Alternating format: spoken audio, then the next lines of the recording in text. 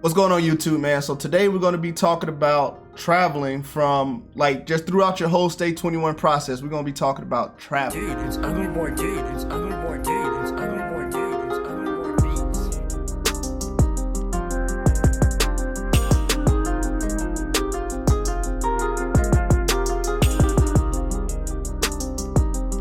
First things first, I'm going to directly answer the question that was asked to me. I did not go back to my parent command after I graduated NSI. For me, it was a linear shot from where I came from to my school in Rhode Island to my university.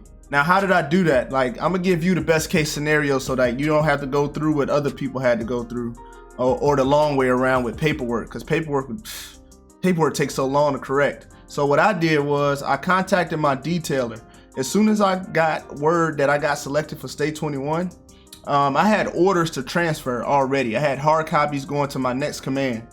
I had to call my detailer to cancel those orders. You got to cancel those orders because they won't give you two sets of orders to two separate places at the same time. You got to cancel one, wait till that gets cleared and approved for cancellation, and then they'll cut you new orders. So once I got those new orders, it didn't even say the ultimate duty station. That was just orders just to get me from where I was to NSI in Rhode Island.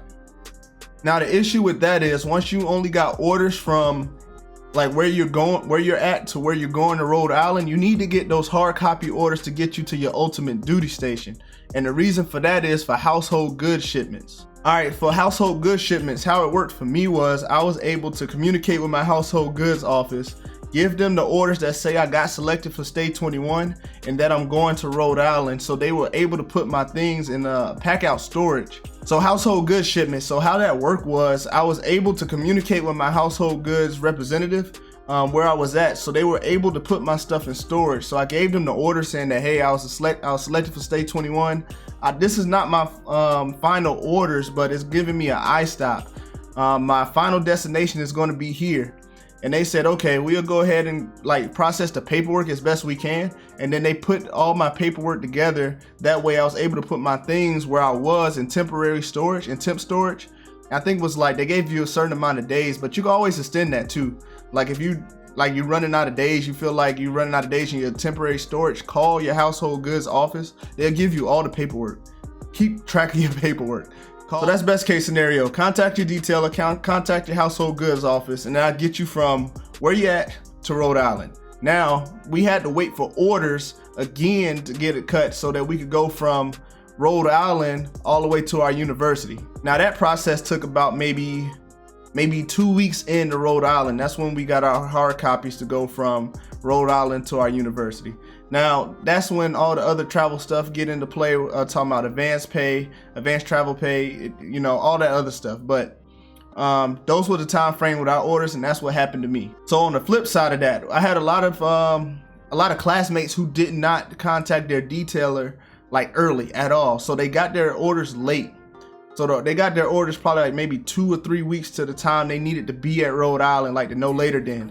So when you get accepted to STA-21, about maybe a year, a week, not a year, a week or two, they'll send you an email saying hey, this is pretty much the layout of when you need to be in Rhode Island before your orders even get cut.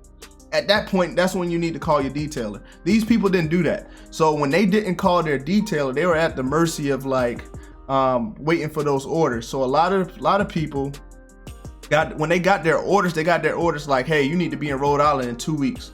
So some people paid for their tickets out of pocket. Some people rushed and drove to Rhode Island, depending on where they were at. So in order for you to be the most successful, just make sure you communicate to your detailer. As soon as you find out you get selected, contact your detailer to ask them, is your name on the list to get orders to get cut to go to Rhode Island. At least once you get to Rhode Island, then you can wait on those orders to get to your ultimate duty station. But you at least need to get to Rhode Island, and also you can use those soft copy orders to get to Rhode Island to take care of your household goods before you go, because you don't want to take care of household goods while you're in Rhode Island, because it's much easier to do it with the state that you're in, especially if you got family, kids, EFMs, like you got exceptional family members, like different stuff that needs to get taken care of, mortgages, car payments, stuff like that. Like you want to have all your affairs in order, and it's going to just spring up on you, and the best way to get prepared for it is to know about it first off, and then secondly is to communicate with everybody around you. So like I said, make sure you communicate. I did not go back to my command because I didn't have to go back to my command. All my stuff was taken care of.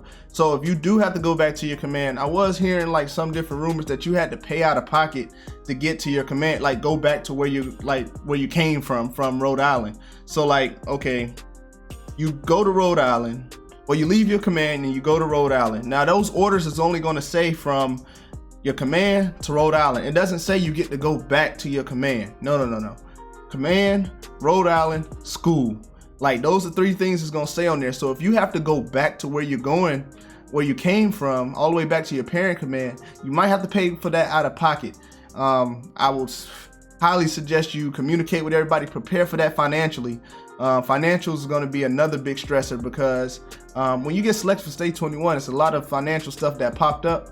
Definitely gonna make a video about that, man. But that's it for travel as far as I can remember. If you have any questions, just hit me up and I will give you a direct answer.